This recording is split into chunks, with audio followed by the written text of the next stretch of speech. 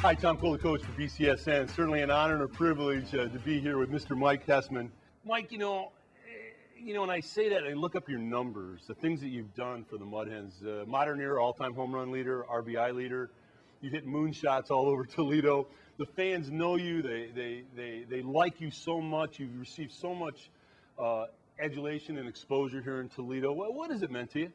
It's been wonderful, man. I mean, after every season, you get an opportunity to kind of assess the situation, see where you want to go, and coming back to Toledo, man, there's absolutely no better place to play in AAA ball rather than Toledo. So the fans, the organization, everything's been outstanding. It's a great place to come and to, do our work at our craft, the game of baseball, which is trying to get to the next level. But being down here in Toledo with the fans and things like that, it's just, it makes it a world of difference being here.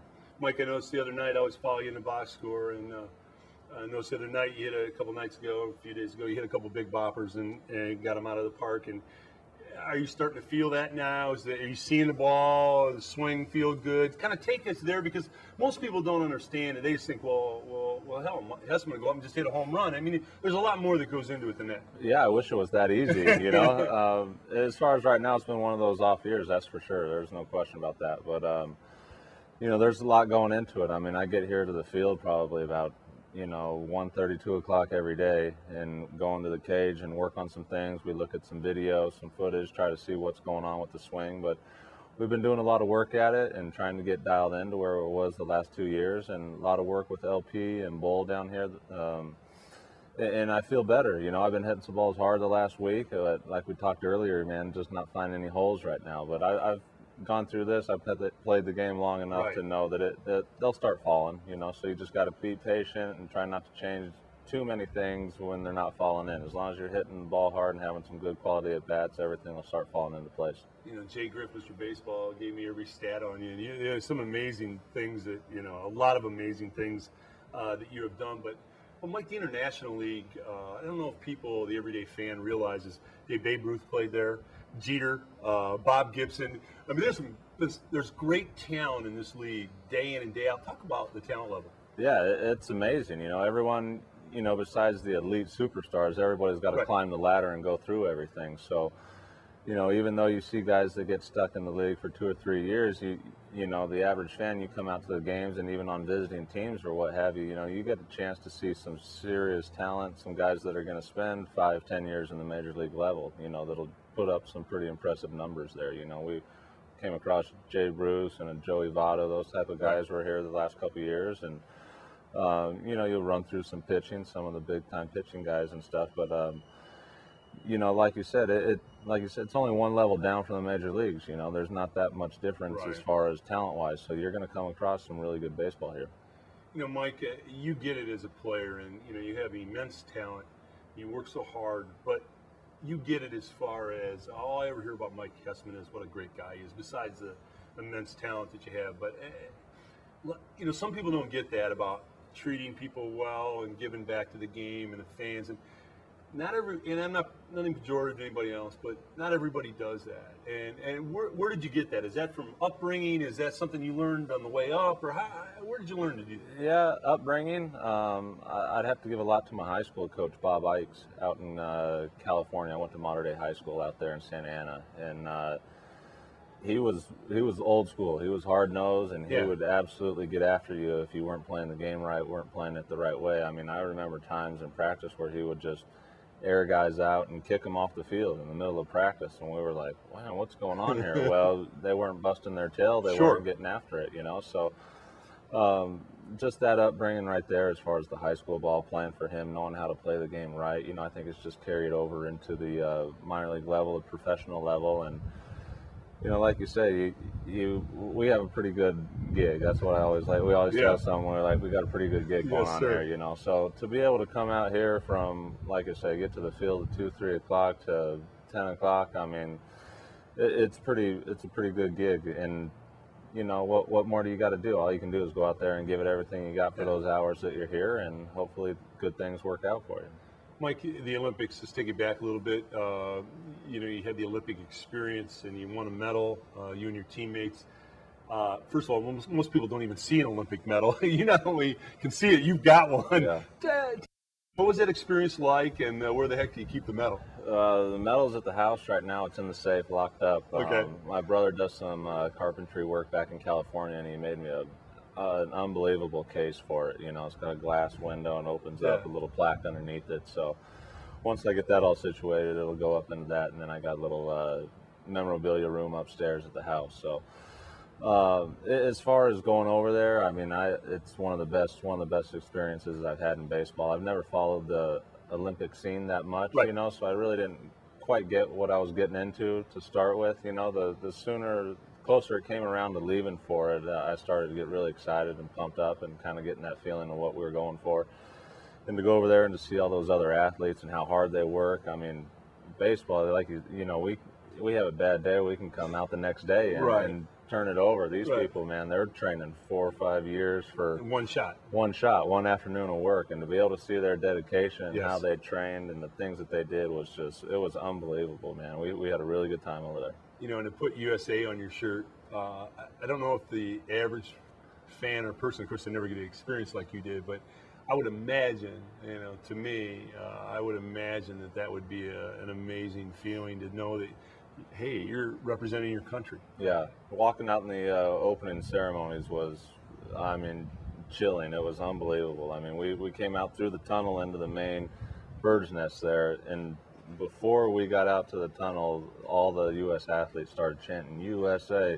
So it started echoing underneath the tunnel, and we start chanting. The next thing you know, we walk out, and there's, I don't know, 80, 100,000 people there. I mean, it was absolutely crazy. But you know, I think being from the U.S. and that whole thing, it felt like everyone was gunning for us. You know, they always wanted to beat us, which, you know, that makes you just want to work a little bit harder and drive a little bit harder to try to win the medals. And we played well enough to get the bronze medal, which was outstanding. You know, I mean, we came home with some jewelry. Very, very cool. First at bat in the major leagues. I mean, this is kind of a movie script, Mike. You know, first at bat, you're batting against the Mets, and I think Stanton was on the mound, and Jay Griff had it, who you were batting for, pretty famous guy. Yeah, Maddox. I didn't know that until right before we sat down there. Maddox. So you're pitching for Maddox. First time up against Stanton, major leagues, and what do? A home run. Yeah, so, tell us about that. Yeah, it was pretty amazing. It was actually a good at bat. You know, I mean, I fouled off a bunch of pitches. I think I had to count maybe 2-2, 3-2. I'm not sure, but I mean, I fouled off 3 or 4 pitches from him, and then finally got an off-speed pitch and hit it out of the ballpark. You know, I think we were losing by quite a bit that day, but still couldn't help have a big smile coming into the dugout. Mike, how about one of the toughest guys that you faced pitcher-wise? I mean, you know, whether it's minors, majors, whatever, a guy that you were out there and you looked at him and said, "Geez, this guy, I don't know, he gets me. He's tough." You know, I don't like to give a lot of credit to a lot of the pitchers. That's for sure. You know, you're not gonna give him props. Yeah. We saw Sabathia on a good day. Yeah. And is he awesome? Tough. When he was tough. His stuff's pretty awesome. Yeah, he was good. And when I first came up with Atlanta, we had an interleague play in Baltimore, and I remember Jason Grimsley. I mean, a reliever guy, but I mean, we faced him late in the game, and he was throwing about 98 with that heavy sink. It felt like a bowling ball coming in there, and I was like, man, that's something else there, you know. So those type of guys, you know, I mean, like you say, you can catch them on good and bad days. Right. Gotcha. Like, how come guys don't throw inside much anymore? What's that about? I don't know. Me, as far as a hitter, I know they still come in on me, you know, so they don't want to let my arms. They don't want you to get your arms out over the plate. I'm not sure. Definitely, it was happening a lot more back in the old days. You know, they'd knock you. Yeah, knock you down. I mean, they knock you down. You think all the home runs you've hit? I mean, do you have guys headhunting you, all the home runs you've hit? Not necessarily headhunting, but I know you can get a feeling when you're up there when a guy's coming after you. Yeah. You know, and there's been plenty of times where I said, all right. You don't mind as long as it's like chest below? Yeah, as long as they're not hitting you up and near the head or anything like that, you know. I mean, that's just part of the game. I mean, some people may not like to hear that, but that's the way the game's played, you know. You know, I think umpires get into it a lot more, trying to keep it civilized and not letting things get out of control. You know, they're doing a good job with that, but you know, I'm not sure exactly why they don't come in there that hard anymore. You know, Mike, you're about 5.5 back, which is, you know, I know that you guys know you haven't played as well as you can. You guys have tremendous talent, and you just know that it's going to come together here, and you're going to make your run. What do we have to do? Is it a combination of what's got to come together here for us to make a run? I think we're starting to get there right now. You know, we won 3 in a row, I think, at the end of that road trip and the first game back. You know, I think we won 3 or 4 games in a row. And, you know, we're playing better baseball, you know. I mean, we got Larish and Cleat back from the big leagues, which, you know, it sucks to say it's good to see you, but obviously it helps the team, you know. So you get those guys in the middle of the lineup, get hitting, you can get myself going. I think I can add a lot of threat to it once I get going. And, you know, our pitching's been better, keeping us in the ball games. Fiend's come out of the bullpen and had a couple great outings for us. You know, Knee's doing a heck of a job down there, and Rapata's always good with the lefties. So, you know, once we start getting that rolling and our bats get going, we start throwing up a couple runs on the board. Like you said, we make a little run. And we haven't played our division in a while, you know. So and we've had a little tough schedule this last month. I think we've been home 8 days this whole month, something like that. So once we get back into our division, all it takes is a good couple of weeks right there and beat up on each other a little bit. We get right back in the middle of it. Yeah, you're in good position, Mike. Yeah. Mike, last year came up at the end with the Tigers and did a phenomenal job. You had 5 taters. They hit 297.